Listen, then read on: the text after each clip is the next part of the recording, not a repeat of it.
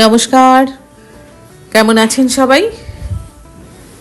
আজ আপনাদের সঙ্গে একটা নতুন মাটন বিরিয়ানি রেসিপি শেয়ার করব।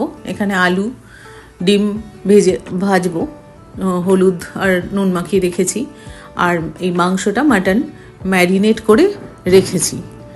এবার এইটাকে আমি এখন প্রিপেয়ার করব। মাটনটাকে ডিম ভেজে নিয়েছি, আলুটা ভাজতে দিয়েছি। আলু ভাজা হয়ে গেলে তারপরে পেঁয়াজগুলো ভেজে নেব। তেলের ভেতর শুকনো লঙ্কা তেজপাতা দিয়ে দিয়েছিলাম, তারপরে পেঁয়াজগুলোকে দিয়ে দিলাম। পেঁয়াজগুলো ভালো করে ভাজা হয়ে গেলে এর ভেতর আমি দিয়েছিলাম একটু পেঁপের টুকরো আর একটা গোটা রসুন আর একটা গোটা পেঁয়াজ এর ভেতর দিয়েছিলাম। ম্যারিনেট করা মাংসটাকে কষিয়ে নিয়েছি। এই পর্যায়ে এই রকম এসে দাঁড়িয়েছে। আর তার সঙ্গে আমি ডাইরেক্টই চালটা বসিয়ে দিই, চালগুলো তাতে ভালোই হয়। আর এখানে আমি নিজে একটা মশলা তৈরি করে নিয়েছিলাম, জায়ফল, জয়িত্রী, বড় এলাচ, ছোট এলাচ, লবঙ্গ, দারচিনি সব মিক্সড করে।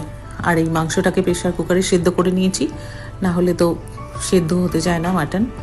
করে নিয়ে এই যে রাইসটাকে সাজিয়ে নিয়েছি। এর ভেতরে আমি দিয়েছি গোলাপ জল, কেওড়া জল, বাটার দিই খানিকটা আমি, আর ঘি গরম করে দিয়েছিলাম।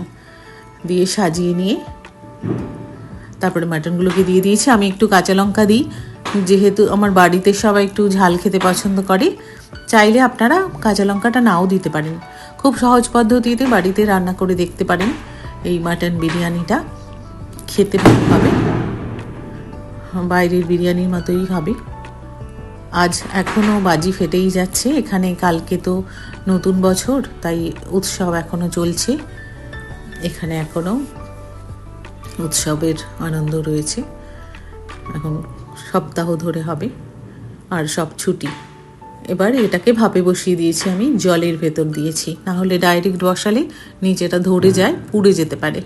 তাই জল বসিয়ে তার ভেতরে দিয়েছি। আধ ঘন্টা মতো আমি ভাপিয়ে নিয়েছিলাম। তারপরে এই যে বিরিয়ানি রেডি আমার। এটাকে এবার সার্ভ করব।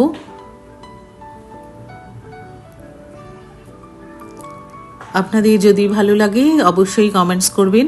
আমার সর্বাণী মান্না নামে একটা ফেসবুক পেজ আছে, আপনারা চাইলে সেটা ফলো করে নিতে পারেন ফেসবুকে।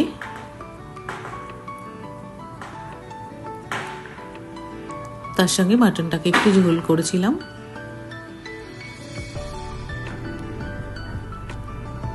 যদি ভালো লাগে একটা সাবস্ক্রাইব করে দেবেন, আর বাড়িতে অবশ্যই বানিয়ে খেয়ে তারপরে বলবেন কেমন হয়েছে।